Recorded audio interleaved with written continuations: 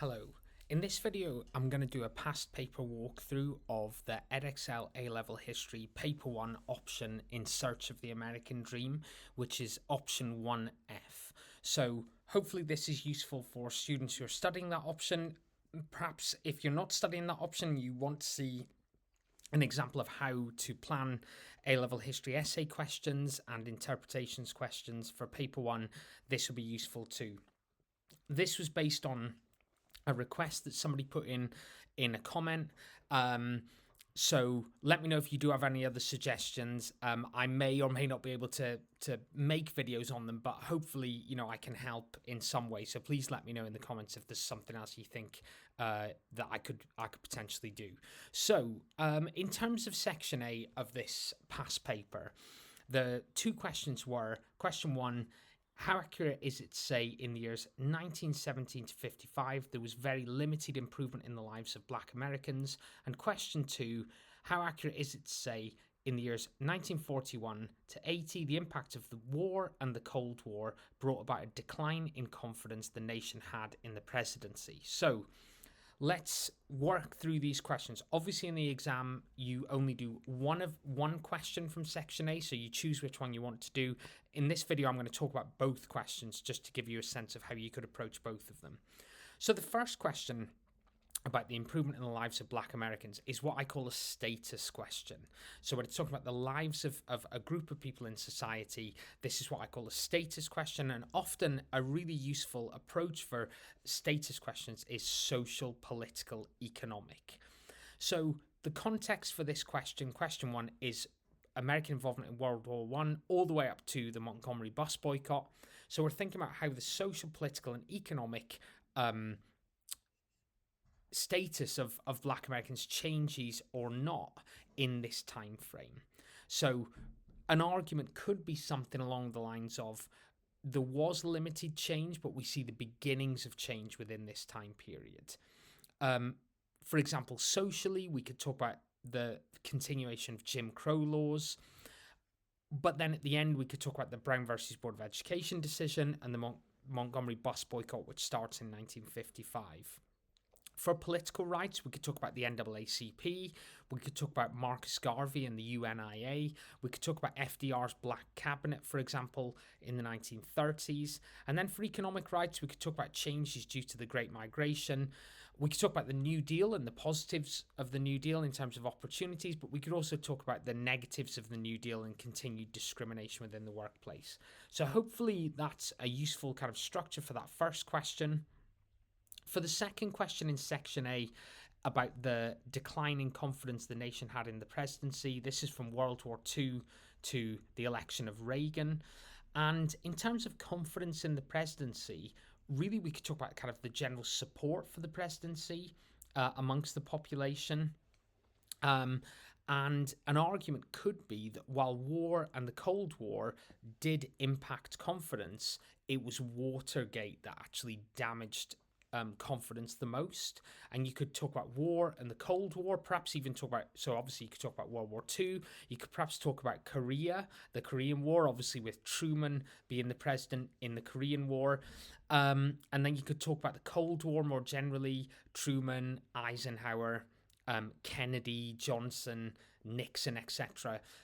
You could talk about the Cold War and the impact the Cold War had on the presidency, but then you could talk about Watergate and the really damaging impact of Watergate on confidence in the presidency.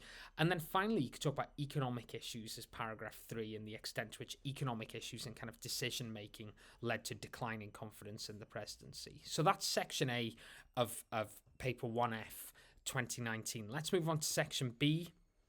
So section B, the two questions were, how far do you agree that developments in popular culture in the years 1917 to 45 had an overwhelmingly positive influence on American society?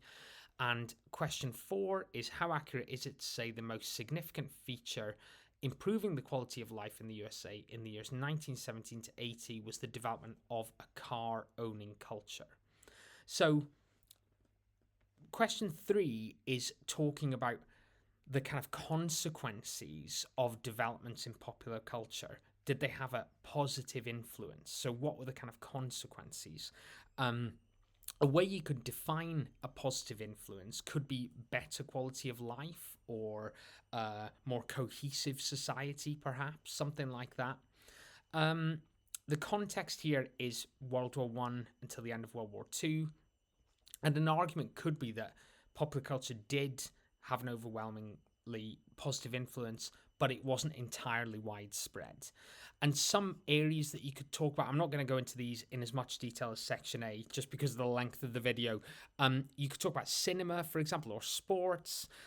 You could also talk about music, perhaps jazz particularly, and then you could talk about radio as well. And then in these different areas, what was the impact on the quality of life? What was the impact on on society more broadly? So then for question 4, the most significant feature improving the quality of life was the development of car owning culture. So this is a factors question, isn't it? A motivating factors question. And it goes all the way from World War One all the way to the election of Reagan. And again, improving the quality of life, what does that mean? You could talk about kind of consumer products, holidays, better standard of living, etc. And an argument for this one could be that car ownership catalyzed other areas of life. So paragraph 1 could be car owning culture. Then you could also talk about kind of radio and TV and media developments in these years. And then finally, consumerism, consumer goods for that one. So let's move on to section C. So section C is the interpretations question. In the light of differing interpretations, how convincing do you find the view that the Reagan presidency cannot be given credit for revitalizing American politics? So these are the two extracts. I'm not going to read through them all fully, but in the interpretations questions, you've always got two extracts that offer slightly different interpretations on the question.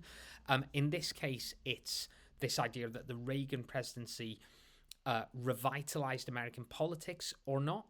And in this instance, in this past question, extract 1 says that Reagan cannot be given credit for revitalizing American politics, and in fact is responsible for the decline in standards in public life. Whereas extract 2 argues the other side, says that Reagan did revitalize American politics due to things like the end of the Cold War and increase the general confidence in the nation. When you're reaching your judgments on how convincing these extracts are and which is the most convincing, you've got to think which matches your own knowledge. Does your own knowledge tell you that Reagan did revitalize American politics, like extract 2 argues, or did Reagan actually lead to a decline in standards in public life? The other thing you need to try and do in the interpretations questions is explaining your conclusion, why the extracts differ. So thinking about focus or scope, for example. And in this case, extract 1 focuses more on Reagan himself, whereas extract 2 focuses more on the longer term impact of Reagan's presidency.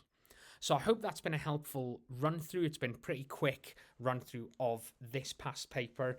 I hope it's been useful in terms of giving you some ideas of how to approach the questions, both the essays and the interpretations. Thank you for listening.